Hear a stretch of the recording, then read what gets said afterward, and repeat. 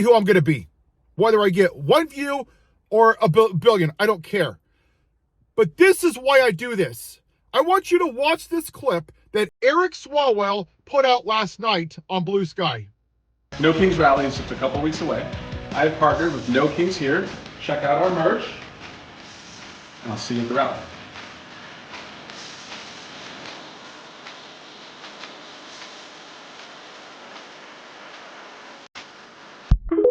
Are you out of your fucking mind, Eric? Are you out of your mind? Every day I see you on CNN and MSNBC and going to like the bro podcast. Oh, the working class, the middle class. I said the F word. Ooh, look, I'm fighting for you. And you're fucking hawking merchandise, making 10%. We're doing your fucking job for you. And you're selling merchandise. No kings, yeah. I'm not going to do anything. Vote for me in the midterms. 2 months ago, I fucking interviewed you, Eric. And for those of you that didn't see it, watch this very small clip. Do you think other people of Congress would be on board with this? I think you're going to find my colleagues, like they want to know, like what does this do to help us win? Not like just acts of demonstration, which are important, but like, as I said, does this river connect to the larger body of water, which is winning the midterms, stopping these inhumane policies? So if it's a general strike that like has a goal of like registering X amount of people to vote and getting X amount of people to pledge, to engage in the midterms, like I think that aligns more with like where we're focused in place.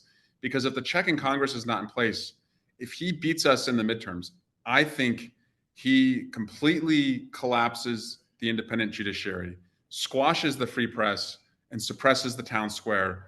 And that's full dictatorship. And does that strike you as somebody that wants to fight for you and me, that has a fucking sack? Or does that look like a politician who just says whatever he wants to say? I know you're going to be shocked, but he takes money from AIPAC. Oh, who knew?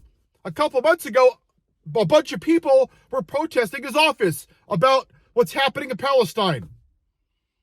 This is what's wrong with this country. This is why we're here, people. They don't give two fucks about us. He said we would only go on a general strike if it helps us win. Your fucking job is not to be reelected. Your job is to work for the people, to fight for us.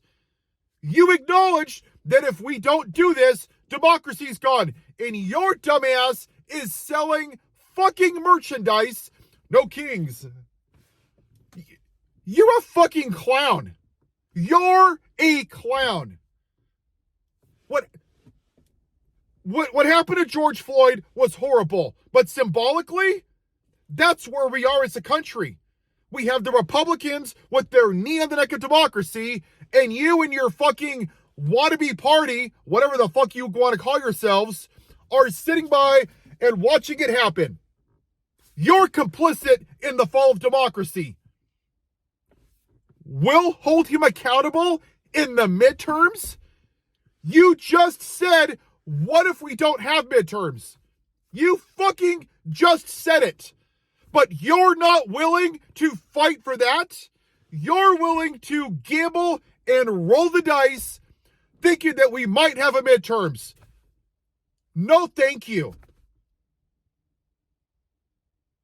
People, we're on our own. This douchebag doesn't care about you and I. He doesn't.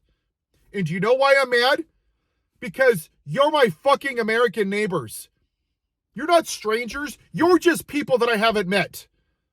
I know how many people are going to suffer, and I can't stop it.